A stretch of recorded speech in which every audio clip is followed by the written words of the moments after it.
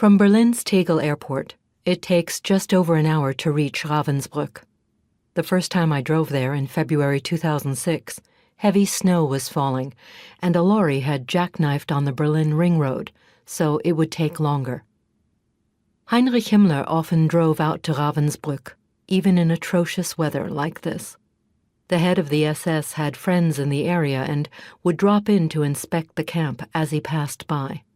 He rarely left without issuing new orders. Once he ordered more root vegetables to be put in the prisoners' soup.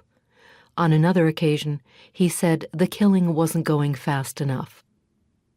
Ravensbrück was the only Nazi concentration camp built for women. The camp took its name from the small village that adjoins the town of Fürstenberg and lies about 50 miles due north of Berlin, off the road to Rostock on Germany's Baltic coast. Women arriving in the night sometimes thought they were near the coast because they tasted salt on the wind. They also felt sand underfoot. When daylight came, they saw that the camp was built on the edge of a lake and surrounded by forest. Himmler liked his camps to be in the areas of natural beauty, and preferably hidden from view. Today the camp is still hidden from view. The horrific crimes enacted there and the courage of the victims are largely unknown. Ravensbrück opened in May 1939, just under 4 months before the outbreak of war, and was liberated by the Russians 6 years later.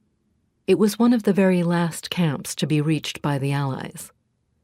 In the first year, there were fewer than 2,000 prisoners. Almost all of them were Germans. Many had been arrested because they opposed Hitler.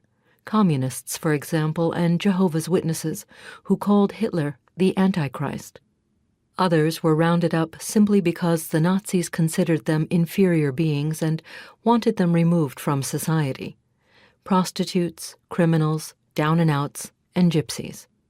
Later, the camp took in thousands of women captured in countries occupied by the Nazis, many of whom had been in the resistance. Children were brought there too. A small proportion of the prisoners, about 10%, were Jewish, but the camp was not formally designated a camp for Jews. At its height, Ravensbrück had a population of about 45,000 women.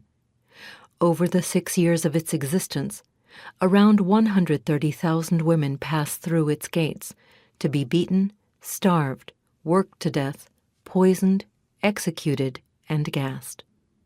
Estimates of the final death toll have ranged from about 30,000 to 90,000. The real figure probably lies somewhere in between, but so few SS documents on the camp survive, nobody will ever know for sure. The wholesale destruction of evidence at Ravensbrück is another reason the camp story has remained obscured. In the final days, every prisoner's file was burned in the crematorium or on bonfires, along with the bodies. The ashes were thrown in the lake.